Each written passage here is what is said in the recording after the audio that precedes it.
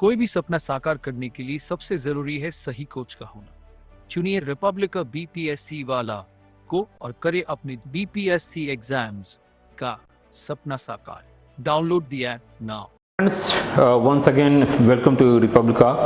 I am Anand Sidram. रिपब्लिका सिद्धम YouTube channel, साथ ही रिपब्लिका ऐप पर आप सभी का बहुत बहुत स्वागत है।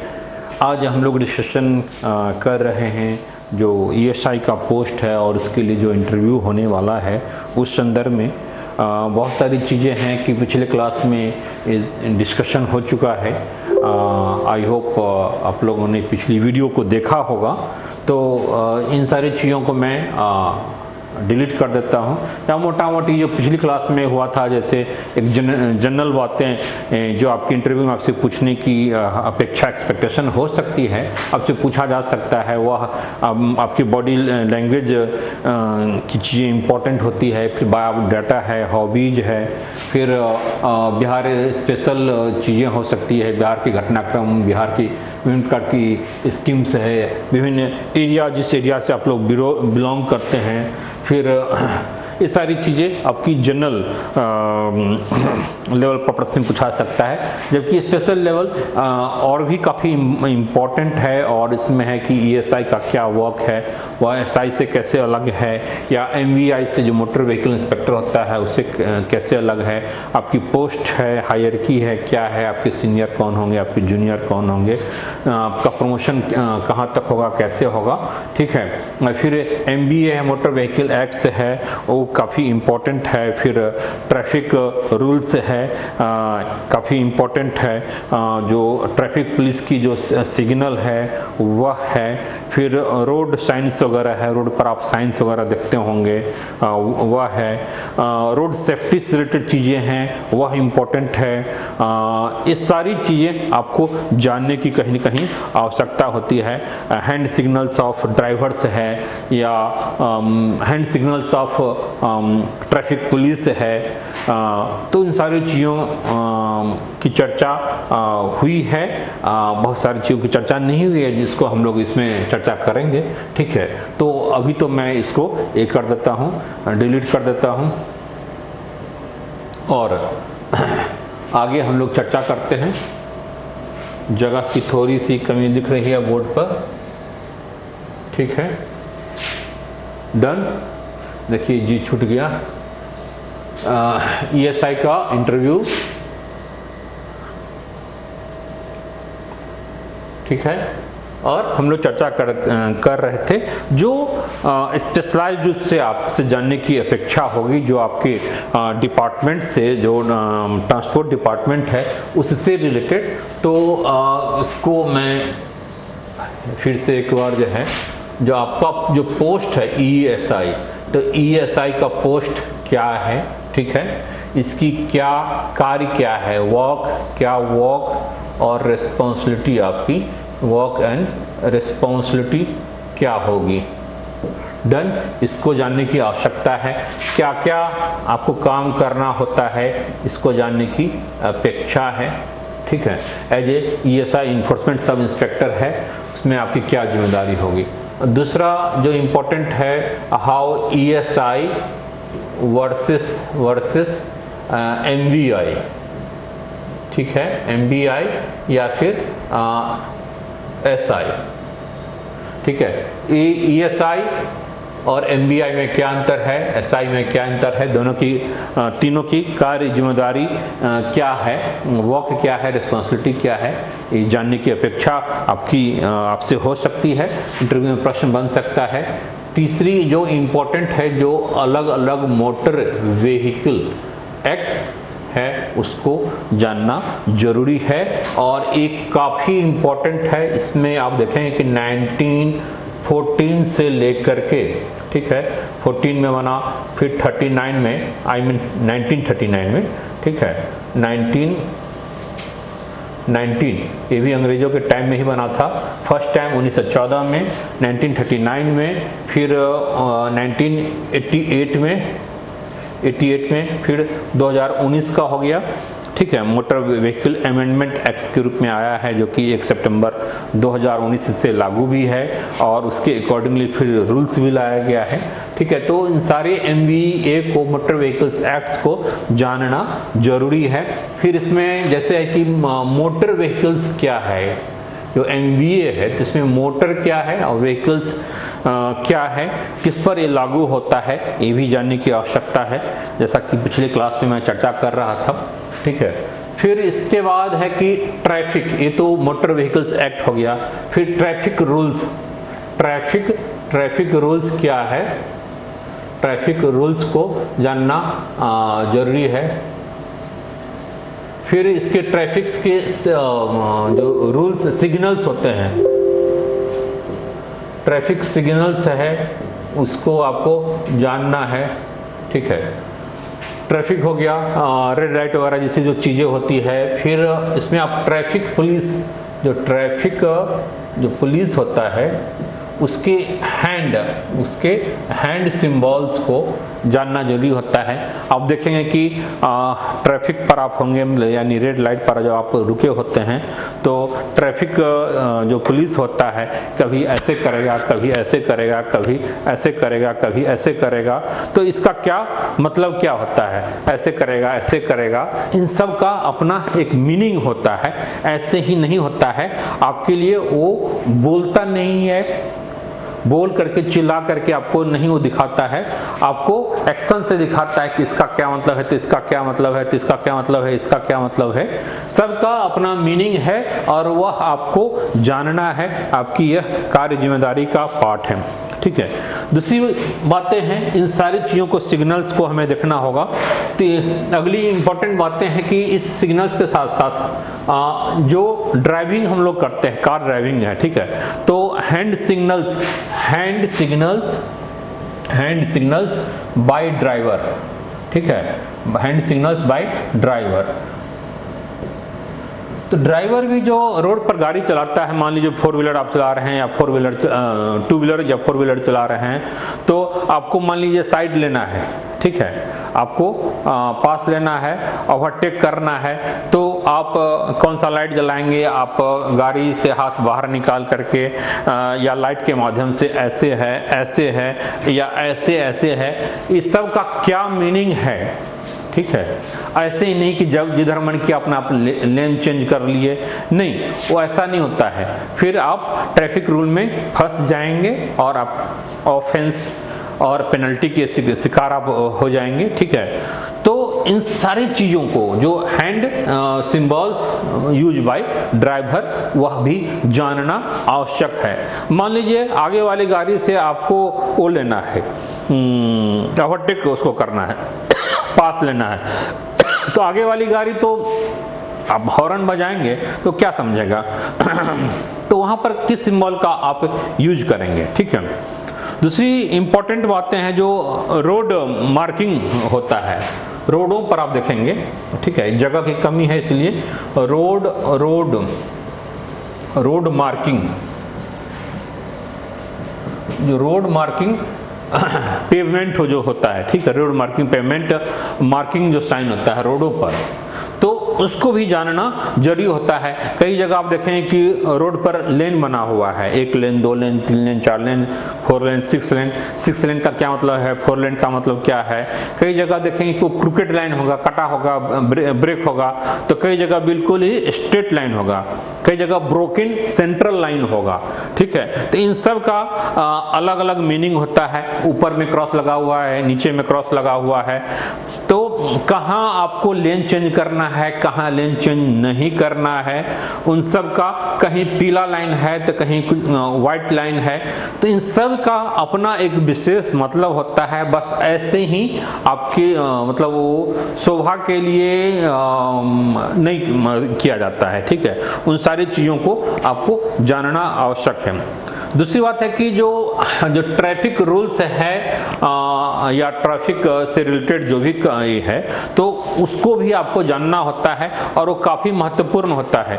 मान लीजिए है कि कहीं पर रिस्ट्रिक्टेड एरिया है, वो जानना है, पेट्रोल पंप है, कहीं एरो लगा रहता है, कहीं एरो ऊपर की ओर है, कहीं एरो नीचे की ओर है, ठीक है, क्या स्पीड को इंडिकेट करने के लिए है, इन सारी चीज़ों के लिए मान लीजिए कहीं नैरो लाइन है, आगे कहीं मान लीजिए रोड नैरो हो जा रहा है, या फिर तीखा मोड़ है, या फिर आगे कहीं मान लीजिए रोड बेंड कर रहा है, स्टीप एसेंट है, स्टीप डिसेंट है, इस सारे आगे मान लीजिए कोई कीचड़ वाला एरिया है वो आने वाला है, लेफ्ट हैंड कर्व है, राइट हैंड कर्व है, बहुत सारी चीज़ें हैं। मतलब ऐसे समझिए कि सैकड़ों रूल्स है, जिसको कैटल है, मैन एट वर्क है, स्कूल आगे स्कूल है तो उसके लिए क्या इंडिकेशन होगा, इसकी अगर बातें करें साइंस की तो मान लीजिए आगे पेट्रोल पंप है तो उसके लिए क्या है, आगे हॉस्पिटल है तो उसके लिए क्या सिंबल होगा, आगे रेस्टोरेंट है तो उसके लिए क्या सिंबल होगा, ठीक है। इन सारे चीज़ों के लिए फर्स्ट एड से रिलेटेड चीज़ें हैं, आगे टॉयलेट बाथरूम है तो उसके लिए क्या सिंबल होगा, ठीक है। तो दाएं साइड बाएं साइड स्ट्रेट है, ऐसे यू टर्न है, ऐसे सैकड़ों रूल्स होते हैं रोड के, ट्रैफिक्स के, जो आपको जानने की आवश्यकता है।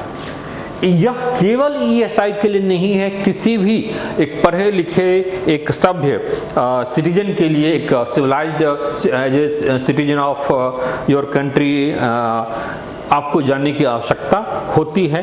दूसरी इंपॉर्टेंट बात है कि हम अगर लाइसेंसधारी हैं या फिर हमारे पास डीएल है, हाँ ड्राइविंग लाइसेंस है, तो इन सारी चीज़ों की जानने की वैसे भी आवश्यकता होती है। इसके लिए टेस्ट होता है, ड्राइविंग टेस्ट होता है, और पहले तो आपको टेम्पररी दिया जाता है, फिर जाकर के परमानेंट दिया जाता है। टेम्पररी देने से पहले भी ऑनलाइन एग्जाम होता है जिसमें आपको बैठना पड़ता है सिस्टम पर, और वहाँ पर रैंडमली क्वेश्चंस आपके सामने आता है और उस क्वेश्चंस को सॉल्व करना होता है। उसमें देखा जाता है कि आप एटलीस्ट 60% मार्क्स आप लाए हैं या नहीं ला पा रहे हैं। अगर आप नहीं ला पा रहे हैं तो आप फेल घोषित कर दिए जाएंगे, आपको लर्निंग नहीं मिलेगा। अगर 60% मार्क्स आ जाता है तो आपको लर्निंग मिल जाती है और आपको एक लर्निंग सर्टिफिकेट दिया जाता है, जिससे आप उस क्रम में आप गाड़ी को चला सकते हैं। और अपने गाड़ी के पीछे आपको क्या लिखना पड़ेगा, एल लिखना पड़ेगा। देखेंगे कि कई गाड़ी के पीछे क्या होता है, गाड़ी के पीछे आगे एल लिखा रहता है। एल का मतलब होता है लर्निंग। भाई हम लर्निंग हैं, लर्नर हैं, बी हमसे सावधान हो जाओ, ठीक है। हमें बहुत अच्छी ड्राइविंग नहीं आती है, तुम्हारी जिम्मेदारी है, ठीक है। तो थोड़ी सी आपकी जिम्मेदारी कम हो जाती है और सामने वाले की भी जिम्मेदारी बढ़ जाती है, इससे दोनों अलर्ट होते हैं, ठीक है। तो लर्निंग आपको लिखना होता है। इसके बाद लर्निंग का जब टाइम पूरा हो जाता है तो फिर आपको परमानेंट एक टेस्ट होता है और उसमें गाड़ी चलवाया जाता है। पहले टेस्ट में आई थिंक अभी भी यही होता है, जब आज से 7-8 साल पहले जब मैं अपना डीएल बनाया था दिल्ली में, तो सारे प्रोसेस से मुझे गुजरना पड़ा था।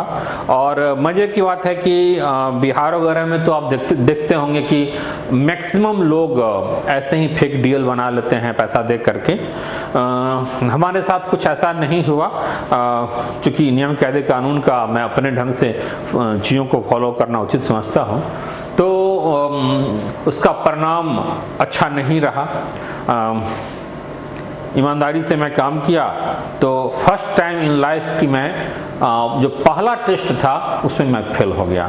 अपने लाइफ में कभी भी किसी भी एग्ज़ाम में फेल नहीं हुआ, लेकिन लर्निंग के लिए मुझे सर्टिफिकेट लेना था डीएल बनाने के लिए। तो पहले एग्ज़ाम में ऑनलाइन एग्ज़ाम हुआ, कंप्यूटर पर मैं बैठा, मुझे बैठाया गया और उसमें मैं फेल हो गया। फिर मुझे टाइम दिया गया, फिर मैं 1 सप्ताह के बाद फिर काफ़ी पढ़ करके आया, काफ़ी शर्मिंदगी मुझे हुई, लेकिन ये था कि भाई मैं पैसा दे करके नहीं करवाऊंगा, अपनी मेरिट से जो लाइफ में अब तक किया हूँ वही चीज़ें यहाँ भी फॉलो करूँगा। तो दूसरी बार में 100% क्वेश्चन में एक कहीं ना कहीं मन में गुस्सा आवेग था, 100% मैं क्वेश्चन को सॉल्व कर गया और मुझे लर्निंग मिल गया। फिर 1-1.5 महीना आई थिंक लर्निंग के बाद फिर मुझे फाइनली बुलाया गया गाड़ी ले करके।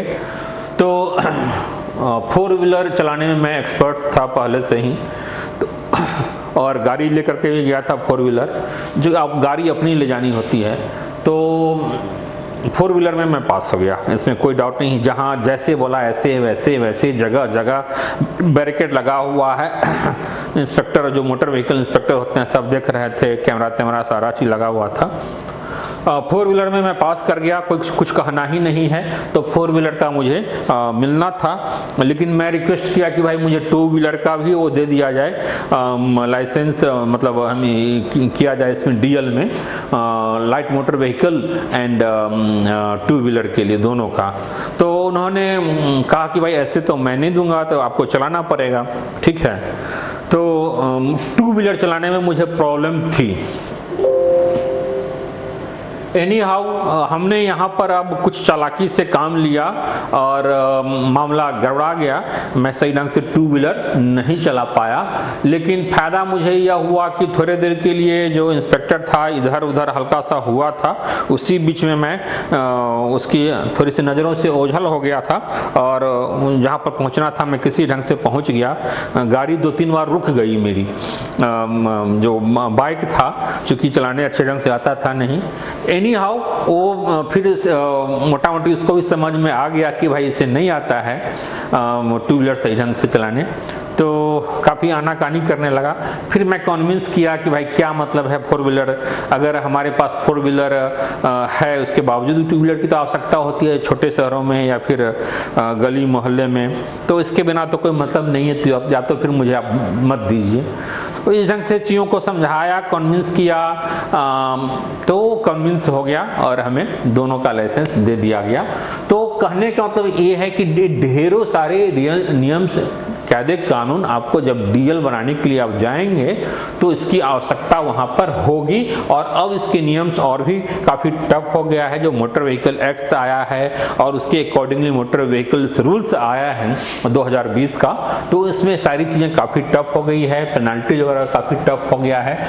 ड्राइविंग लाइसेंस स्कूल वगैरह एस्टेब्लिश किया गया है बिहार में भी, तो इन चीज़ों को जानना काफ़ी इम्पोर्टेंट है। दूसरी इम्पोर्टेंट बात जो मैं बता रहा था कि जैसे प्लेट का है, ठीक है, प्लेट का है, तो प्लेट का मैं बता रहा था कि कितने टाइप्स के प्लेट होते हैं। जो नंबर प्लेट होता है, ठीक है, जो नंबर प्लेट होता है वो नंबर प्लेट, तो नंबर प्लेट कितने टाइप के होते हैं मैं पिछले क्लास में बता रहा था कि इसमें जो एक जनरल हम लोग का होता है, एक येलो वाला होता है, एक ग्रीन वाला होता है, ब्लू वाला होता है, रेड वाला होता है नंबर प्लेट। सब नंबर प्लेट का अलग अलग इम्पोर्टेंस है, अलग अलग चीज़ों के लिए दिया जाता है। आपसे पूछा जा सकता है कि ब्लू नंबर प्लेट किसको दिया जाता है, रेड किसको दिया जाता है, ग्रीन किसको दिया जाता है, येलो किसको दिया जाता है, ठीक है। तो ये जानना इम्पोर्टेंट है। ये सारी चीज़ें जो मैं बता रहा हूँ आप 1-to-1 आप मॉक इंटरव्यू में आएंगे। मॉक इंटरव्यू काफ़ी इम्पोर्टेंट हो जाता है, 30 मार्क्स का है और उसमें स्पेशलाइज ढंग से इन सारी चीज़ों को आपसे अपेक्षाएं होगी। मोटर व्हीकल एक्ट ही अपने आप में कई सारे फैक्ट्स एंड फिगर वहाँ पर हैं, तो इन सारी चीज़ों को मैं आप लोगों को गाइड करूँगा, बताऊँगा और बिल्कुल ही परफेक्शन के लेवल पर आप लोग आ जाएंगे, ठीक है। तो ये नंबर प्लेट की चीज़ें हो गई। फिर इसके अलावा और भी बहुत सारी चीज़ें होता है, जैसे आपको परमिट इशू करना। जैसे आपका वर्क है तो वर्क को मैं यहाँ पर डिफाइन नहीं किया था। जैसे मान लीजिए क्या काम है आपका, ठीक है, परमिट रजिस्ट्रेशन, गाड़ी का रजिस्ट्रेशन करना, परमिट इशू करना, परमिट इशू करना है।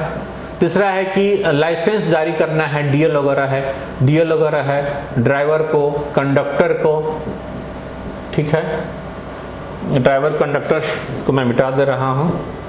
ESI जो दिख रहा है इसको चलिए मैं मिटा देता हूँ, स्पेस हमारा बन गया। तो ये हो गया, तो रजिस्ट्रेशन हो गया, परमिट इशू करना हो गया, डीएल हो गया, डीएल टू ड्राइवर है, कंडक्टर है, लाइट मोटर व्हीकल है, हैवी मोटर व्हीकल्स है। तो इन सब को आपको जानना पड़ेगा कि लाइट मोटर व्हीकल्स क्या है, उसका क्या क्राइटेरिया क्या है लाइट मोटर का लाने का या हैवी मोटर है, तो ये सब आपको जानना है। फिर इसके बाद इसके बाद मान लीजिए इंश्योरेंस है, ठीक है। इसके बाद क्या है, इंश्योरेंस की चीज़ें हैं। यहाँ पर आ जाता हूँ, इंश्योरेंस है,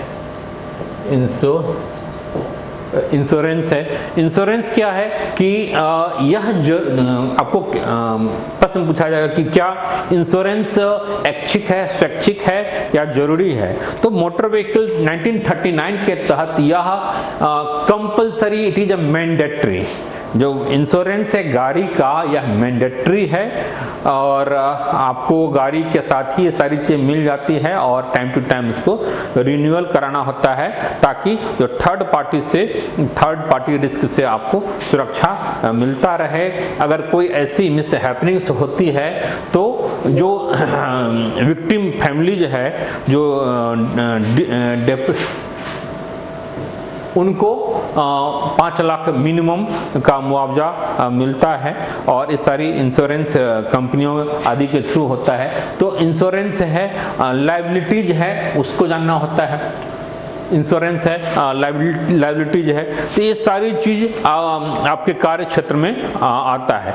दूसरी इंपॉर्टेंट बातें हैं कि मान लीजिए ये तो बहुत सारा चीज़ आपका ये हो गया, इंडिविजुअल को होता है। दूसरा है कि जो गवर्नमेंट की, जो स्टेट गवर्नमेंट अंडरटेकिंग्स की जो व्हीकल्स होते हैं उस पर क्या नियम लागू होता है, ठीक है। स्टेट मान लीजिए नगर निगम की गाड़ियां हैं, उसमें आप देखेंगे कि वहाँ से धुआं निकलता रहता है, पुरानी खटारा गाड़ियां होती हैं, धुआं निकल रहा है, पोल्यूशन उससे हो रहा है। हाँ, तो उसको कहाँ से परमिट मिलता है, कैसे वो सारी चीज़ें होती हैं वो, तो स्टेट अंडरटेकिंग व्हीकल्स होता है, उस पर क्या रूल्स एंड रेगुलेशन लागू होता है। तो ये सारी चीज़ें आपको जानने की आवश्यकता होती है। साथ ही जो विभिन्न प्रकार के ऑफेंसेज होता है, विभिन्न प्रकार की ऑफेंसेज है, साथ ही पेनाल्टीज है, पेनाल्टीज। तो ऑफेंसेज क्या क्या है, कौन सी अपराध की श्रेणी में आता है और उसके लिए क्या पेनाल्टीज है। तो केवल पेनाल्टीज का लिस्ट आप देखेंगे तो वो भी काफ़ी लंबा चौड़ा उसका लिस्ट हो जाता है, काफ़ी लंबा चौड़ा लिस्ट है जो न्यू एक्ट आया है, ठीक है, 2020 वाला। तो उसमें पेनाल्टीज का काफ़ी लंबा चौड़ा लिस्ट है, उस पेनाल्टी को आपको जानना पड़ेगा, याद करना पड़ेगा। फिर इसके अलावा कुछ और भी जो जनरल चीज़ें होती है, मान लीजिए आपसे प्रश्न पूछा जाता है कि रोड रेज क्या है, ठीक है, रोड रेज क्या है, टोइंग क्या है, ये सारी रेकलेस ड्राइविंग क्या है। तो इन सारी चीज़ों की आप ड्रिंकिंग ड्राइव किससे कहते हैं, इसको कैसे आप मेजर करते हैं, इसका मेजरमेंट कैसे करेंगे। बहुत सारी एक जनरल चीज़ें हैं। रोड सेफ्टी के रूल्स क्या हैं या रोड सेफ्टी के टिप्स क्या हैं, क्या करना चाहिए। बच्चे हैं, बच्चों के लिए क्या प्रोविजंस है, कैटल्स हैं, पशु हैं, पशुओं के संदर्भ में क्या प्रोविजंस किया गया है। ये सारी चीज़ें हैं, स्पीड है, ओवरलोडिंग की चीज़ें हैं। इन सब के बारे में आपको जानकारी रखना होगा, यह अपेक्षित होगा। तब जा करके, तो अभी तो हमने जितनी भी बातें किया है, एक मोटा मोटी बातें किया है, इन सब को डिटेल में, अभी मैं कहीं भी डिटेल में नहीं गया हूँ, डेप्थ में नहीं गया हूँ, केवल मोटा मोटी मैं टच किया हूँ।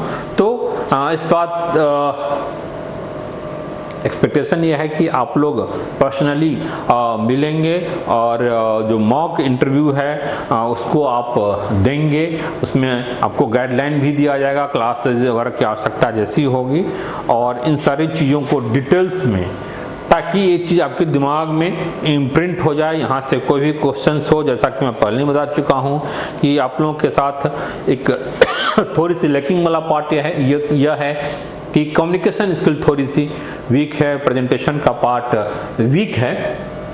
तो इन सब के लिए मॉक का आयोजन करवाया जा रहा है और सैटरडे संडे विशेष रूप से मॉक का आयोजन, और स्पेशली जो लोग पटना में हैं या फिर पटना से बाहर हैं तो उनको पटना आना पड़ेगा।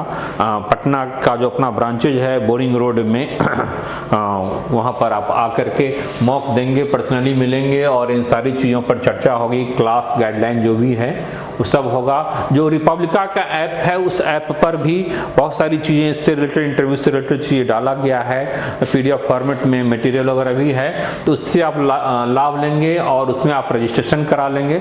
रजिस्ट्रेशन कराना मैंडेटरी है। कोई भी चीज़ की आवश्यकता होगी इंफॉर्मेशन तो आप